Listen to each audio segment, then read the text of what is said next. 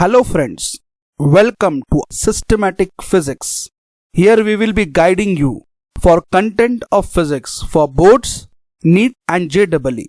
We'll start with a competitive exam corner, level 1, set 2 for rotational motion. Tau, it's a product of magnitude of force and perpendicular distance between the line of action of force and the point of rotation. So tau is equal to r bar cross f bar. So tau is equal to Rf sin phi. If phi is equal to 0, torque is 0. If phi is equal to 90, you get maximum torque. Now if there are multiple torque acting on the body, you have to add this in the form of vectors. That tau bar is equal to tau 1 plus tau bar plus tau 2 tau 3 bar, like that. A body is said to be in rotational equilibrium if resultant torque acting on it is equal to 0. Now again, the comparison between the rotatory motion and translatory motion, which we have done in the level 1. Now let us go for the couple. Couple is what? Two equal but opposite forces acting on a body at two different points, they form couple. Now what is magnitude of a couple or a moment of a couple? Is magnitude of one of the force into the distance between the two forces. That is again tau bar is equal to r bar cross f bar.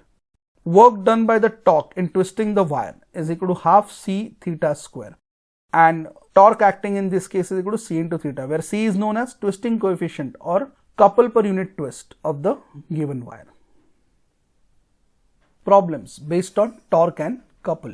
A force of 2i cap minus 4j cap plus 2k cap Newton acts at a point 3i cap plus 2j cap minus 4k cap meters from the origin. The magnitude of torque is, come on, F is known to you, R known to you. You know torque is equal to R bar cross F bar. You know how to take a cross product. The first line would be I cap, J cap, K cap. We are taking R cross F. So first coefficient of R should come. That is 3, 2 minus 4. And the coefficient of F should come then. That is 2 minus 4 and 2. You know how to open this bracket, right? When you open this, that becomes 24.4 Newton meter. The resultant of a system in the figure is a force of 8 Newton parallel to the given force through R. The value of PR is equal to, it's very simple. Take moment about point R. Phi into distance PR, that would produce anti-clockwise moment. So that is positive. But if you see 3 into RQ, that will produce what? Clockwise moment. So that would be negative. Sum of these two is equal to 0. So I get PR is equal to 3 by 5 times of R cube. So option C is the correct option. A horizontal heavy uniform bar of weight W is supported at its end by two men. At the instant one of the men lets go of his ends of the rod, the other feels the force on his hand change to. Means there are two people carrying this rod. One person leaves that end. Obviously it will produce a torque. We have to find out what force the other person feels. Now the net F1, see they are carrying it equally. So F plus F is equal to what? Mg. So F is equal to mg by 2. Now I know when one man withdraws, the torque produced would be, see the whole weight would be acting from its center of mass, which is at L by 2 because rod is uniform. Total length is L, so center of mass would be at L by 2. So now I know tau is equal to I alpha, or it is also force into perpendicular distance. So I equate that. So I alpha is equal to mg into L by 2. Now if one person leaves, the rod would be rotating about one of its end. So moment of inertia about that end is ml square by 3. So I get expression ml square by 3 into alpha is equal to mg into L by 2. I get alpha is equal to 3 by 2 g by L. Now linear acceleration A, you know A is equal to R alpha. R is what? L by 2. I put L by 2 there. So I get A is equal to 3 by 4 times of g. Now if the new normal force at A is F dash, then mg minus F dash is equal to ma. So F dash is equal to what? Mg minus ma. Mg as it is. A you found out, put the value, you get F dash is equal to mg by 4. Mg is a total weight. So I replace that mg by W. So F dash is equal to W by 4. So what is the actual reaction he will face if one man withdraws is W by 4, which is option D. Angular momentum. The turning moment of a particle about axis of rotation is called as angular momentum. You know L bar is equal to R bar cross P bar. Cross product. So it is mod of R bar into mod of P bar into sine of the angle between the two. So L bar is equal to RP sine phi. Put P is equal to M into V. When I explain you all this, you understand one thing. What I get is L bar is equal to PR sine phi. If phi is 0, L is equal to 0. If phi is 90, L is maximum. That is equal to what? MVR. In case of circular motion, L bar is equal to R bar cross P bar. P bar is M into V bar. Take M out. So it is R bar cross V bar. So it is MVR sine phi. Now L is equal to MVR. Now L is also equal to I omega. I would be replaced by what? MR square. So L is equal to MVR. It is also equal to MR square omega. Now in vector form, L bar is equal to I into omega bar. Now you know that L bar is equal to I into omega bar. So suppose if I differentiate this expression with respect to t, so what I get? dl by dt is equal to I into d omega by dt. dl by dt, that is equal to tau, and d omega by dt is equal to alpha. I hope you understood this. Now law of conservation of angular momentum. When no external torque is acting, the angular momentum always remains conserved. No external torque matlab tau is equal to 0, so dl by dt is equal to 0. So obviously what I get, the total angular momentum is always constant. Problem based on angular momentum. Consider a body as shown, consisting of two identical balls, each of mass capital M, connected by a light rigid rod. It's a light rigid rod, so its moment of inertia is 0. If an impulse J, which is equal to mv, is imparted to the body at one of its ends, what would be its angular velocity? So V, you can say expression. Now, initial angular momentum of the system about point O would be equal to linear momentum into perpendicular distance of linear momentum from its axis of rotation. So it is mv into L by 2. Now final angular momentum of the system about O would be equal to I1 omega plus I2 omega, I1 plus I2. You can write together, omega is taken out. What is moment of inertia of the first particle? mr square. What is the distance r? About the center of mass, L by 2. For mass 2 is also it is L by 2. So I write that value. So what I get is, by law of conservation of angular momentum, initial momentum was mv into L by 2. Final momentum is equal to 2m into L by 2 the whole square into omega. So I compare this, I get omega is equal to V by L. A thin circular ring of mass m and radius r is rotating about its axis with a constant angular velocity omega. Four objects, each of mass small m, are kept gently to the opposite ends of two perpendicular diameters of the ring. The angular velocity of the ring would be, initial momentum would be equal to what? I omega, that is mr square into omega. Now you adding those four particles, so moment of inertia would increase. So final moment of inertia would be equal to what? Moment of inertia of a ring, which is mr square, plus moment of inertia of all four particles, that is 4 into small m into r square into omega dash. Compare this two. So mr square omega is equal to bracket of mr square plus 4 small mr square omega dash. When you compare this, you get omega dash is equal to capital M upon capital M plus 4 small m into omega. So the option is what? In problem number 16, the option A is correct option. Problem number 17. A solid cylinder of mass 2 kg and radius 0.2 meter is rotating about its own axis without friction with the angular velocity 3 radians per second. A particle of mass 0.5 kg moving with a velocity of 5 meter per second strikes the cylinder and sticks to it as shown in the figure.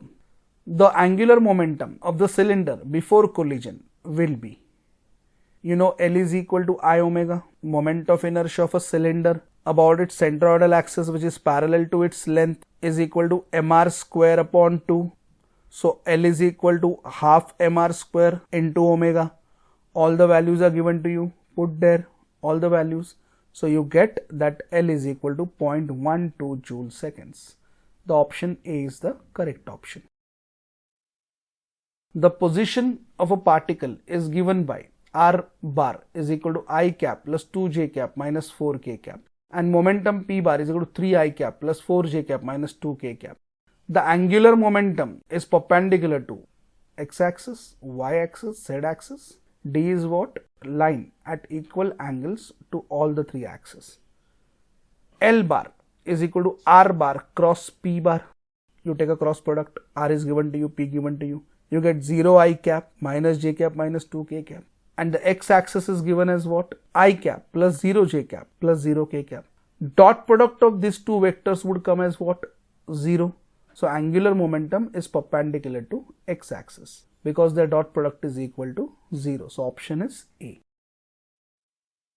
Problem number 19, this is moment of inertia of uniform rod of mass capital M, length L about an axis through its center and perpendicular to its length is given by ml square by 12.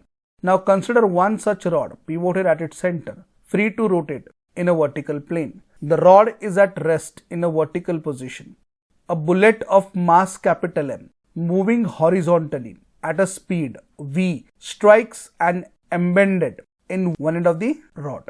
The angular velocity of the rod just after the collision would be: initial angular momentum of the system is equal to mv into L by 2. Now the rod rotates with the angular velocity omega. Now in this case the rod and bullet both are moving, right? So the final angular momentum would be equal to ml square upon 12 into omega, which is angular momentum of the rod, and m into L by 2 whole square into omega, which is angular momentum of the bullet. So now initial angular momentum is mv L by 2, which would be equal to bracket ml square by 12 plus ml square by 4 into omega. I adjust all the terms and I get omega is equal to 3v upon 2L. Work energy and power for rotating body.